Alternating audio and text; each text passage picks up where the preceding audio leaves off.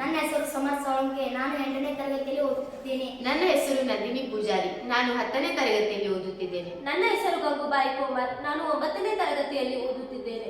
ನಮ್ಮ ಶಾಲೆಯ ಹೆಸರು ಮಾತೋಶ್ರೀ ಸೀತಾಬಾಯಿ ಬಸಪ್ಪ ತಿಮ್ಮಸಾನಿ ಪ್ರೌಢಶಾಲೆ ಬೆಳ್ಳುಬ್ಬಿ. ನಮ್ಮ ಮಾದರಿ ಹೆಸರು ಹೆಲ್ತ್ ಬ್ರಿಡ್ಜ್ ರಿವಾಲ್ಯೂಷನ್. ಅಂದ್ರ ಈ ಒಂದು ಮಾದರಿಯನ್ನ ತಯಾರಿಸ ಕಾರಣ ಏನಂದ್ರ ಈಗ ಹೆಲ್ತ್ ಬ್ರಿಡ್ಜ್ ಅಂದ್ರ ಹೆಸರ ಹೇಳ್ತದ. ಇದೇನಂದ್ರ ಆರೋಗ್ಯವನ್ನ ಕಟ್ಟಿಕೊಡುವ ಒಂದು ಸೇತುವೆ ಆಗೈತಿ ಮಾದರಿ. ಈ ಮಾದರಿಯನ್ನ ಯಾಕೆ ತಯಾರಿಸಿದೀವಿ, ಇದಕ್ಕ ಕಾರಣ ಏನಪ್ಪಾ ಅಂತಂದ್ರ ಈಗ ಏನಾಗತ್ತೈತಂದ್ರ ನಮ್ಮ ಈಗಿನ ದಿನಮಾನಗಳಲ್ಲಿ ಆಕ್ಸಿಡೆಂಟ್ಗಳಾಗ್ಲಿ ಅಥವಾ ಯಾವುದೇ ರೋಗ ರುಜಿನಗಳಾಗ್ಲಿ ಏನಾಗತ್ತಂದ್ರೆ ಹೆಚ್ಚಾಗತ್ತಾವ. ಅದರಿಂದ ನಮ್ಗೆ ಇಮಿಡಿಯೇಟ್ ಆಗಿ ಏನಾಗಬೇಕಾಗಿರ್ತೈತಂದ್ರೆ ಆಂಬುಲೆನ್ಸ್ ಆಗಲಿ ಟ್ರೀಟ್ಮೆಂಟ್ ಆಗಿ ಬೇಕಾಗಿರ್ತದೆ. ಅದೇ ರೀತಿ ನನಗಾದಂತ ಅನುಭವ ಏನಪ್ಪಾ ಅಂದ್ರ ಹಿಂಗ ನಮ್ಮ ಮನೆ ಬಾಜು ಒಂದ್ ದಿನ ಏನಾಗಿತ್ತಂದ್ರ ಆಕ್ಸಿಡೆಂಟ್ ಆಗಿತ್ತು. ಅದು ನೈಟ್ ಟೈಮ್ ಆದಾಗ ನಮ್ಗ ಇಮಿಡಿಯೇಟ್ ಆಗಿ ಟ್ರೀಟ್ಮೆಂಟ್ ಬೇಕಾಗಿತ್ತು. ಅವ್ರಿಗೆ ಏನಾಗಿತ್ತು, ಸಿಚುವೇಶನ್ ಆಗಿತ್ತು, ತುಂಬಾ ಕ್ರಿಟಿಕಲ್ ಇತ್ತು. ಅದ್ರ ಸಲುವಾಗಿ ಏನ್ ಮಾಡಿದ್ವಿ, ಆಂಬುಲೆನ್ಸ್ಗೆ ಕಾಲ್ ಮಾಡಿದಾಗ ಒಂದು 10 ನಿಮಿಷದಲ್ಲಿ ಬಂದ್ರು.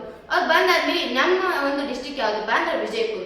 ನಮ್ಗ ಈಗ ನಾವು ಇರುವಂತದ್ದು ಯಾವ್ದು ಗ್ರಾಮೀಣ ಪ್ರದೇಶಗಳಲ್ಲಿ ಯಾವುದೇ ರೀತಿಯ ಹಾಸ್ಪಿಟಲ್ ವ್ಯವಸ್ಥೆ ಸಿಗಂಗಿಲ್ಲ. ಅದ್ರ ಸಲುವಾಗಿ ನಾವು ಏನ್ ಮಾಡಿದ್ವಿ, ಡಿಸ್ಟಿಕ್ ಲೆವೆಲ್ಗೆ ಹೋಗ್ಬೇಕಾಗ್ತದೆ.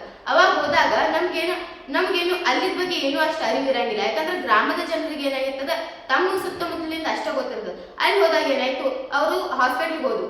ಆದ್ರೆ ಅಲ್ಲಿ ಹಾಸ್ಪಿಟ್ಲ್ ಹೋದಾಗ ಅವ್ರು ಏನಂದ್ರು, ಅಲ್ಲಿ ನಮ್ಗ ಬೆಡ್ ಅವೈಲೇಬಲ್ ಇಲ್ಲ, ಅಂದ್ರೆ ಬೆಡ್ ಇರ್ಲಿಲ್ಲ ಅಲ್ಲಿ. ಅದ್ರ ಸಲುವಾಗಿ ಅವ್ರು ಹೇಳಿದ್ರು, ನಮ್ ಬೆಡ್ ಅವೈಲೇಬಲ್ ಇರಲಿಲ್ಲ ಕಾರಣದಿಂದ ನಾವ್ ಈ ಪೇಷಂಟ್ ಅನ್ನ ಅಟೆಂಡ್ ಮಾಡಂಗಿಲ್ಲ. ಅದ್ರ ಸಲುವಾಗಿ ನೀವು ಏನ್ ಮಾಡ್ರಿ, ಮತ್ತೊಂದು ಹಾಸ್ಪಿಟ್ಲಿಗೆ ಕರ್ಕೊಂಡು ಹೋಗ್ರಿ ಅಂತ ಹೇಳಿದ್ರು. ಅವಾಗ ಏನ್ ಮಾಡಿದ್ರು, ಆಂಬುಲೆನ್ಸ್ ಡ್ರೈವರು ಅಲ್ಲಿ ನಿಯರ್ ಬೈ ಮತ್ತೊಂದು ಹಾಸ್ಪಿಟಲ್ ಅನ್ನ ಹುಡುಕಿ ಕರ್ಕೊಂಡು ಹೋದ್ರು. ಅವಾಗ ಕರ್ಕೊಂಡು ಹೋದಾಗ ಅಲ್ಲಿ ನಮ್ಗ ಒಂದು ಹಾಸ್ಪಿಟಲ್ ಇಂದ ಇನ್ನೊಂದು ಹಾಸ್ಪಿಟ್ಲಿಗೆ ಹೋಗ್ಬೇಕಂದ್ರ ಸಾಕಷ್ಟು ಸಮಯ ಏನಕ್ಕೈತಿ, ವ್ಯರ್ಥ ಆಕೈತಿ. ಆ ಸಮಯದೊಳಗೆ ಏನಕ್ಕೈತಿ ಅಂದ್ರ ನಮ್ಗ ಒಂದು ಸಮಯದ ಅಭಾವ ಉಂಟಾಕೈತಿ. ಅವಾಗ ಏನಾಯ್ತು, ಆರೋಗ್ಯದಲ್ಲಿ ಅವ್ರಿಗೆ ಇನ್ನೂ ಏನಾಕೈತಿ, ಏರ್ಪೇರ್ ಆಗ್ತೈತಿ. ಆದ್ರೂ ಏನ್ ಮಾಡ್ತು, ಒಂದ್ 15 ನಿಮಿಷದಲ್ಲಿ ಅಲ್ಲಿ ಕರ್ಕೊಂಡು ಹೋದಾಗ ಏನಾಯ್ತು, ಅವ್ರಿಗೆ ಸರಿಯಾದ ಟ್ರೀಟ್ಮೆಂಟ್ ಸಿಕ್ತು, ಏನೋ ಉಳ್ಕೊಂಡ್ರು. ಅದೇ ರೀತಿ ನಮ್ಮ ಸುತ್ತಮುತ್ತಲೇ ಆದಂತಹ ಅನುಭವಗಳದಾವ. ಅದೇ ರೀತಿ ನಮ್ಮ ಸಹೋದರನಿಗೆ ಆದಂತಹ ಅನುಭವನ ತಾನು ಹೇಳ್ಕೊತಾನವೆ. ನನಗೆ ಆದ ಅನುಭವ ಏನೆಂದ್ರೆ, ನಮ್ಮ ತಂದೆಯವರಿಗೆ ಆಕ್ಸಿಡೆಂಟ್ ಆಗಿದಾಗ ಆಂಬುಲೆನ್ಸ್ಗೆ ಕರೆ ಮಾಡಿದಾಗ ಹಾಸ್ಪಿಟಲ್ ಹೋಗಿದಾಗ ಅಲ್ಲಿ ಬೆಡ್ ಅವೈಲೇಬಲ್ ಇಲ್ಲ, ಡಾಕ್ಟರ್ ಇಲ್ಲ ಅಂದರು. ಅಲ್ಲಿಂದ ಇನ್ನೊಂದು ಹಾಸ್ಪಿಟಲ್ಗೆ ಹೋಗಿದಾಗ ಅಲ್ಲಿ ಬೆಡ್ ಅಲೋ ಇತ್ತು. ಆದ್ರ ಅವ್ರಿಗೆ ಏನಾಯ್ತಂದ್ರ ಅಲ್ಲಿ ಬೆಡ್ ಅಲೋ ಇದ್ದಾಗ ಅವ್ರೇನೋ ಅಲ್ಲಿ ಇಟ್ಕೊಂಡ್ರು. ಅವಾಗ ಅಲ್ಲಿ ಏನು ಸಮಯದ ಅಭಾವ ಉಂಟಾಯ್ತಲ್ಲ, ಒಂದ್ ಹಾಸ್ಪಿಟಲ್ ಇಂದ ಇನ್ನೊಂದು ಹಾಸ್ಪಿಟಲ್ಗೆ, ಆ ಸಮಯದ ಅಭಾವ ಏನ್ ತೋರಿಸ್ತೈತೆ ಅಂದ್ರ ಅವ್ರ ಏನಂದ್ರು, ನೀವು ಕರ್ಕೊಂಬಂದಿದ್ದ ಸಮಯ ಏನಕ್ಕೈತಿ, ಲೇಟ್ ಆಗೈತಿ. ಅದ್ರ ಸಲುವಾಗಿ ಅವ್ರು 1 ದಿನ ಇರುವಂತ ಅಡ್ಮಿಟ್ ಆದ್ರ ಆ ಒಂದು ಸಮಯದ ಅಭಾವದಿಂದ 4 ದಿನಕ್ಕೆ ಬದಲಾಗ್ತದೆ. ಇದರಿಂದ ಏನಕ್ಕೈತಿ, ನಮ್ ಸಮಯದ ಅಭಾವದಿಂದ ಪೇಷಂಟ್ ಏನಾಯ್ತು 4 ದಿನ ಒಂದು ಹಾಸ್ಪಿಟಲ್ ಒಳಗ ಉಳ್ಕೊಳ್ಳುವ ಸಮಯ ಎದುರಾಯ್ತು. ಅದೇ ರೀತಿ ನನ್ನ ಸಹೋದರಿಯಾದ ಗಂಗು, ಅವಳು ತನ್ನ ಅನುಭವನ ಹೇಳ್ಕೊತಾಳೆ. ನನಗೂ ಇದೇ ರೀತಿ ಒಂದು ಅನುಭವ ಆಗಿತ್ತು. ಏನಂತಂದ್ರ, ನಾನು ನನ್ನ ಕಣ್ಣಾರೆ ಕಂಡಂತ ಅನುಭವ ಏನಂತಂದ್ರ, ನನ್ನ ಮನೆ ಪಕ್ಕದಲ್ಲೂ ಒಬ್ರ ಪ್ರೆಗ್ನೆನ್ಸಿ ಲೇಡಿ ಇದ್ರು. ಅವ್ರಿಗೆ ಏನಾಗಿತ್ತಂದ್ರ ಹೊಟ್ಟೆನೂ ಆಗೋದಕ್ಕೆ ಶುರು ಆಯ್ತು. ಆಗೇನ್ ಮಾಡ್ತಾರಂದ್ರ, ಮನೆ ಒಳಗಿನವರು ಆಂಬ್ಯುಲೆನ್ಸ್ಗೆ ಕಾಲ್ ಮಾಡ್ತಾರ, ಆಂಬ್ಯುಲೆನ್ಸ್ನು ಬಂತು, ಹಾಸ್ಪಿಟಲ್ಗೆ ಹೋಗ್ತಾರ. ಹಾಸ್ಪಿಟಲ್ಗೆ ಹೋದಾಗ ಏನ್ ಹೇಳ್ತಾರ ಡಾಕ್ಟರ್ ಅಂದ್ರ, ಈಗ ಡಾಕ್ಟ್ರು ಇಲ್ಲ, ಮತ್ತೆ ಬೆಡ್ನು ನಮಗೇನಿಲ್ಲ, ಈಗ ಖಾಲಿ ಇಲ್ಲ ಅಂತ ಹೇಳ್ತಾರ. ಆಗೇನ್ ಮಾಡ್ತಾರಂದ್ರ, ಅವರು ತಮ್ಮ ಮನೇಲಿ ಪೇರೆಂಟ್ಸ್ ಅವರು ಬೇರೆ ದವಾಖಾನೆ ಕರ್ಕೊಂಡು ಹೋಗ್ತಾರ. ಅಲ್ಲಿ ಏನೈತಂದ್ರ ಟೈಮ್ನು ವೇಸ್ಟ್ ಆಗ್ತದ, 15-20 ನಿಮಿಷನು ಟೈಮ್ ವೇಸ್ಟ್ ಆಗ್ತದ. ಓಕೆ, ಈಗ ನಮ್ದೇನು ಟ್ರಾಫಿಕ್ ನಾರ್ಮಲ್ ಇದ್ರ ಓಕೆ, ನಮ್ಗೇನು ಟೈಮ್ ಇನ್ನೂ ಸೇವ್ ಆಗ್ತದ. ಅಕಸ್ಮಾತ್ ಟ್ರಾಫಿಕ್ ಜಾಮ್ ಆಗಿತ್ತಂದ್ರೆ ಏನಾಗ್ತದ, ಅಲ್ಲಿ ಇನ್ನೂ ಸ್ವಲ್ಪ ಟೈಮ್ ವೇಸ್ಟ್ ಆಗ್ತದ. ಆಯ್ತು, ಅವರು ಬೇರೆ ದವಾಖಾನೆ ಕರ್ಕೊಂಡು ಹೋದ್ರು, ಅಡ್ಮಿಟ್ ಆಯ್ತು. ಆಮೇಲೆ ಡಾಕ್ಟರ್ ಏನ್ ಹೇಳ್ತಾರ, ಇಲ್ಲಿ ತಾಯಿ ಮತ್ತು ಮಗುವಿಗೆ ಇಬ್ಬರಿಗೂ ಪರಿಸ್ಥಿತಿ ಸರಿಯಾಗಿಲ್ಲ, ನಾವು ಏನ ಮಾಡ್ತೀವಂದ್ರೆ ನಮ್ಗೆ ಸಾಧ್ಯವಾದಷ್ಟು ನಾವು ಮಾಡ್ತೀವಿ ಅಂತ ಹೇಳ್ತಾರ. ಅದಾದ್ಮೇಲೆ ಡಾಕ್ಟರ್ ಎಲ್ಲರೂ ಆಪರೇಷನ್ ಮಾಡ್ತಾರ. ಬಟ್ ಏನಾಗ್ತದಂದ್ರ, ಈ ಕಡೆ ತಾಯಿನೂ ಉಳಿಯಂಗಿಲ್ಲ, ಈ ಕಡೆ ಮಗುನೂ ಉಳಿಯಂಗಿಲ್ಲ. ಇದರಿಂದ ಏನಾಗ್ತದಂದ್ರ ಅಲ್ಲಿ ಮನೆಯವ್ರಿಗೂ ಬೇಜಾರಾಗ್ತದ. ನಾವು ಇದನ್ನ ತಪ್ಪಿಸೋದು ಕಾರಣಕ್ಕೋಸ್ಕರ ನಾವ್ ಇದನ್ನ ಮಾಡ್ಬೇಕಂತ ಹೇಳಿ ಅನ್ಕೊಂಡಿವಿ. ಈ ಮಾದರಿಯ ವಿಚಾರ ಹೆಂಗ್ ಬರ್ತಪ್ಪ ಅಂದ್ರ, ಇದೇ ನಮ್ಮ 3 ಜನಗಾದಂತ ಅನುಭವನ ಇದೇ ರೀತಿ ನಮ್ಮ ಸುತ್ತಮುತ್ತಲೂ ಸಹಿತ ಎಲ್ಲರಿಗೂ ಒಂದಲ್ಲ ಒಂದು ಅನುಭವ ಆಗಿರ್ತೈತಿ. ಅದೇ ರೀತಿ ನಾವು 3 ಜನ ಕೂಡಿದಾಗ ಈ ಅನುಭವಗಳ ಬಗ್ಗೆ ಯೋಚನೆ ಮಾಡಿದಾಗ ನಮಗೊಂದು ಐಡಿಯಾ ಬರ್ತ.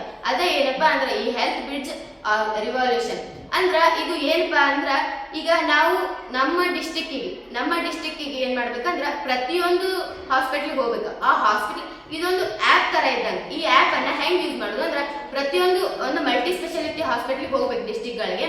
ಆ ಡಿಸ್ಟಿಕ್ ಅಲ್ಲಿ ಕ್ಲರ್ಕ್ ಅಂತ ಒಬ್ರು ಇರ್ತಾರೆ. ಆ ಕ್ಲರ್ಕ್ ಗಳಂತಹ ಫೋನ್ಗಳಲ್ಲಿ ಏನ್ ಮಾಡ್ಬೇಕಂದ್ರೆ ನಾವು ಇದನ್ನ ಆನ್ ಬೋರ್ಡಿಂಗ್ ಮಾಡ್ಬೇಕು. ಅಂದ್ರ ಅವ್ರು ಆನ್ ಬೋರ್ಡಿಂಗ್ ಅನ್ನ ಮಾಡಿ ತಮ್ಮ ಫೋನಲ್ಲಿ ಅದೇ ರೀತಿ ಆಂಬುಲೆನ್ಸ್ ಒಳಗ ಒಂದು ಟ್ಯಾಬ್ ಅನ್ನ ಕೂಡಿಸ್ಬೇಕು. ಆ ಟ್ಯಾಬ್ ಮತ್ತ ಆ ಕ್ಲರ್ಕಿಗೆ ಇಬ್ಬರು ನೋಡು ಅದು ಏನಾಗ್ತದೆ ಲಿಂಕ್ ಅನ್ನ ತೋರಿಸ್ಕೊಡ್ತದೆ. ಈಗ ಇವರು ಕ್ಲರ್ಕ್ ಏನ್ ಮಾಡ್ತಾರೆ ಅಂದ್ರೆ ತಮ್ಮ ಒಂದು ಹಾಸ್ಪಿಟಲ್ ಅಲ್ಲಿ ಡೆಂಟಿಸ್ಟ್ ಅದಾರು, ಆಮೇಲೆ ಆರ್ಥೋಪೆಡಿಸ್ಟ್ ಇರ್ತಾರು, ಆಮೇಲೆ ಡೆಲಿವರಿ ಡಾಕ್ಟರ್ ಇರ್ತಾರು, ಅದೇ ರೀತಿ ಮಕ್ಕಳ ತಜ್ಞರು ಇರ್ತಾರು. ಇದೇ ರೀತಿ ಬೇರೆ ಬೇರೆ ಹಲವಾರು ರೀತಿಯ ಇದೇ ಒಂದು ನಿರ್ದಿಷ್ಟ ಕ್ಷೇತ್ರದೊಳಗ ಒಬ್ಬೊಬ್ಬರು ಡಾಕ್ಟರ್ ಕೆಲಸ ಮಾಡ್ತಿರ್ತಾರೆ. ಅದೇ ರೀತಿ ಈ ಒಂದು ನಿರ್ದಿಷ್ಟ ಕ್ಷೇತ್ರ ಅಂದ್ರೆ ಈಗ ಒಬ್ಬರಿಗೆ ಮೂಳೆ ಮುರಿದಿರ್ತಾರಪ್ಪ, ಅವ್ರಿಗೆ ಬೇಕಾದಂತ ಡಾಕ್ಟರ್ ಯಾವ ದವಾಖಾನೆಗೆ ಅದಾರು, ಅಲ್ಲಿ ಬೆಡ್ ಅವೈಲೇಬಲ್ ಐತೋ ಇಲ್ಲೋ ಅನ್ನೋ ತಿಳ್ಕೊಳಕ ಈ ಆ್ಯಪ್ ಹೆಲ್ಪ್ ಮಾಡ್ತೀವಿ. ಹೆಂಗಪ್ಪ ಅಂದ್ರ ಅವರು ಡೈಲಿ ಅಪ್ಡೇಟ್ ಮಾಡ್ತಿರ್ತಾರ ಆ ಕ್ಲರ್ಕ್ ಏನ್ ಮಾಡ್ತಾರ, ನಮ್ಮ ಕಡೆ ಯಾವ್ದು ಡಾಕ್ಟರ್ ಅದಾರು, ಡೆಂಟಿಸ್ಟ್ ಅದಾರು ಅಂದ್ರ ಅದು ಆ ಒಂದು ಅಪ್ಡೇಟ್ ಯಾರಿಗೆ ಹೋಗ್ತಿರ್ತೈತೆ ಅಂದ್ರೆ ಆಂಬುಲೆನ್ಸ್. ಅಂದ್ರೆ ಇಡೀ ಡಿಸ್ಟಿಕ್ ಅಲ್ಲಿ ಎಷ್ಟು ಆಂಬುಲೆನ್ಸ್ ಇರ್ತಾವಲ್ಲ ಎಲ್ಲಾ ಆಂಬುಲೆನ್ಸ್ಗೆ ಆ ಆ್ಯಪ್ ಕನೆಕ್ಟ್ ಇರ್ತದೆ. ಅದೇ ರೀತಿ ಎಲ್ಲಾ ಕ್ಲರ್ಕ್ಗಳಿಗೂ ಆ ಆಂಬುಲೆನ್ಸ್ ಕನೆಕ್ಷನ್ ಇರ್ತೈತಿ. ಯಾವ್ದೋ ಅಂದ್ರೆ ಆ ಆಂಬುಲೆನ್ಸ್ನವ್ರಿಗೆ ಎಲ್ಲಿ ಡಾಕ್ಟರ್ ಅದಾರು, ಯಾವ ತರ ಡಾಕ್ಟರ್ ಬೇಕು, ಹೃದಯ ಸಂಬಂಧಿ ಕಾಯಿಲೆ ಇದೆ, ಹೃದಯ ಸಂಬಂಧಿ ಕಾಯಿಲೆ ಡಾಕ್ಟರ್ ಎಲ್ಲಿದಾರು, ಯಾವ ಹಾಸ್ಪಿಟಲ್ ಒಳಗದಾರು, ಅಲ್ಲಿ ಬೆಡ್ ಅವೈಲೇಬಲ್ ಐತೋ ಇಲ್ಲೋ, ಅದೇ ರೀತಿ ಅವುಗಳನ್ನ ನೋಡ್ಕೊಂಡು ಆ ಒಂದು ಆಂಬುಲೆನ್ಸ್ನವ್ರು ಏನ್ ಮಾಡ್ತಾರ ಅಂದ್ರ ಆ ಒಂದು ದವಾಖಾನೆಗೆ ಏನ್ ಮಾಡ್ತಾರ ಕರ್ಕೊಂಡು ಹೋಗ್ತಾರೆ. ಇದರಿಂದ ನಮಗೇನ್ ಯೂಸೇಜ್ ಐತಪ್ಪ ಅಂದ್ರ ನಾವಿಲ್ಲಿ ಏನ್ ಮಾಡ್ಬೋದು, ಸಮಯವನ್ನ ವ್ಯರ್ಥ ಮಾಡಂಗಿಲ್ಲ. ಯಾಕಂದ್ರೆ ಸಮಯವನ್ನ ಉಪಯೋಗ ಮಾಡ್ಕೋಬಹುದು. ಈಗ ಒಂದ್ ವೇಳೆ ಈ ಆ್ಯಪ್ ಇರ್ಲಿಲ್ಲ ಅಂದ್ರೆ ನಾವೇನಾಗ್ತದೆ, ಒಂದ್ ಹಾಸ್ಪಿಟಲ್ಗೆ ಹೋದ್ವಿ ಅಂದ್ರೆ ಅಲ್ಲಿ ಇರ್ಲಿಲ್ಲಪ್ಪ, ಏನು ನಮ್ಗೆ ಸೌಲಭ್ಯಗಳು ಸಿಗ್ಲಿಲ್ಲ ಅಂದ್ರೆ ಮತ್ತೊಂದು ಹಾಸ್ಪಿಟಲ್ಗೆ ಹೋಗುವಂತೆ ಆಗಲೇ ಹೇಳದಂತೆ ಏನಾಕೈತಿ 15-20 ನಿಮಿಷ ವೇಸ್ಟ್ ಆಕೈತಿ. ಆ 15-20 ನಿಮಿಷ ಒಳಗ ಒಂದು ಪೇಷಂಟ್ದ ಏನು ಒಂದು ಹೃದಯ ಆಗ್ಲಿ ಯಾವುದೇ ರೀತಿ ಸಂಬಂಧಿ ಕಾಯಿಲೆಗಳಿದ್ವು ಅಂದ್ರ ಅದೇನಕೈತಿ ಹಿಂದೆ ಮುಂದೆ ಆಯ್ತು ಅಂದ್ರೆ ಅವರು ಡೆತ್ ಆಗೋ ಸಂಭವ ಇರ್ತೈತಿ.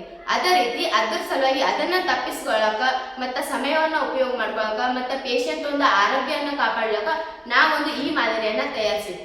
ಈ ಮಾದರಿಯನ್ನ ಹೆಂಗೈತಿ, ಇದ್ರ ಮಾರ್ಗಸೂಚಿ ಹೆಂಗೈತಪ್ಪ ಅಂದ್ರ ಇದು health bridge revolution information path public calling the ambulance ಅಂದ್ರ ಪಬ್ಲಿಕ್ ಕಾಲಿಂಗ್ ದ ಆಂಬುಲೆನ್ಸ್ ಅಂದ್ರ ಪಬ್ಲಿಕ್ ಸಾರ್ವಜನಿಕರು ಏನ್ ಮಾಡ್ತಾರ ಅಂದ್ರ ತಮ್ಮ ಒಂದು ಫೋನ್ ನಿಂದ ಯಾಕೆ ಮಾಡ್ತಾರೋ ಆಂಬುಲೆನ್ಸ್ ಯಾವುದೇ ರೀತಿ ತುರ್ತು ಪರಿಸ್ಥಿತಿ ಬಂದಾಗ ಆಂಬುಲೆನ್ಸ್ಗೆ ಕಾಲ್ ಮಾಡ್ತಾರೆ. Searching the near by hospital ಅಂದ್ರೆ ಸರ್ಚಿಂಗ್ ಅವ್ರು ಏನ್ ಮಾಡ್ತಾರೋ ಆ ಒಂದು ಪಬ್ಲಿಕ್ ಎಲ್ಲಿ ತಮ್ಮ ಪ್ಲೇಸಿಗೆ ಅವೈಲೇಬಲ್ ಆಗುವಂತ ಯಾವ ಒಂದು ಹತ್ತಿರದ ಸ್ಥಳಗಳಲ್ಲಿ ಹಾಸ್ಪಿಟಲ್ಗಳನ್ನ ಹುಡುಕ್ತಾರೆ.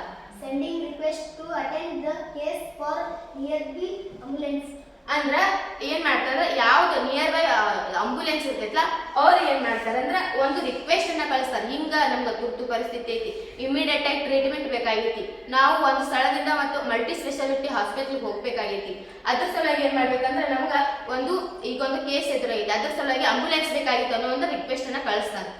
ಆಂಬುಲೆನ್ಸ್ ಅರೈವಿಂಗ್ ದ ಲೊಕೇಶನ್ ಅಂದ್ರೆ ಆಂಬುಲೆನ್ಸ್ ಅದ ಒಂದು ಕ್ಷಣಕ್ಕೆ ಏನ್ ಬರ್ತದೆ ಅಂದ್ರೆ ಆಂಬುಲೆನ್ಸ್ ಆ ಒಂದು ಕೇಸನ್ನ ಅಟೆಂಡ್ ಮಾಡ್ಲಿ ಸಲುವಾಗಿ ಆ ಒಂದು ಸ್ಥಳಕ್ಕೆ ಹಾಜರಾಗ್ತದೆ. ಅಟೆಂಡ್ ಫಸ್ಟ್ ಏಡ್ ಕೇಸ್ ರೆಕಾಗ್ನೈಸೇಷನ್ ಅಂದ್ರೆ ಪೇಷಂಟ್ ಫಸ್ಟ್ ಏಡ್ ಕೇಸ್ ರೆಕಾಗ್ನೈಸೇಷನ್ ಅಂದ್ರೆ ಏನೇ ಆಗಲಿ ಆಂಬುಲೆನ್ಸ್ ಅವ್ರು ಏನ್ ಮಾಡ್ತಾರೋ ತಮ್ಮ ಕೈಲಿ ಎಷ್ಟು ಸಾಧ್ಯ ಅಷ್ಟು ಪ್ರಥಮ ಚಿಕಿತ್ಸೆಯನ್ನ ಕೊಡ್ತಾರೆ.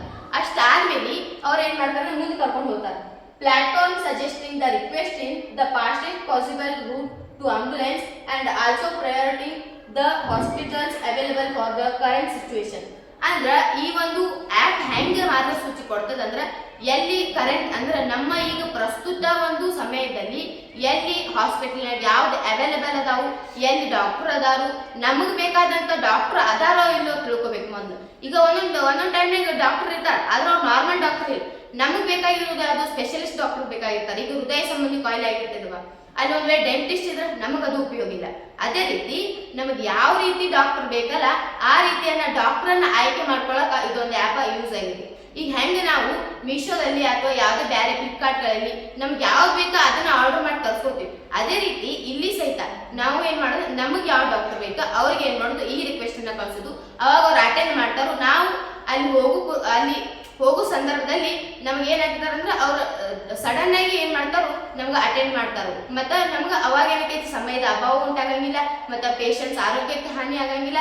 ಇದರಿಂದ ಏನ್ ಮಾಡ್ಬೋದು ನಾವು ಟೋಟಲ್ ಆಗಿ ಹೇಳ್ಬೋದು ಅಂದ್ರೆ ಇದ್ರದ್ದು ಯೂಸೇಜ್ ಏನು, ಒಂದು ಟೈಮ್ ಅನ್ನ ಉಳಿಸ್ಬೋದು ಮತ್ತೆ ಪೇಷಂಟ್ ಜೀವವನ್ನು ಉಳಿಸ್ಬೋದು. ಧನ್ಯವಾದಗಳು.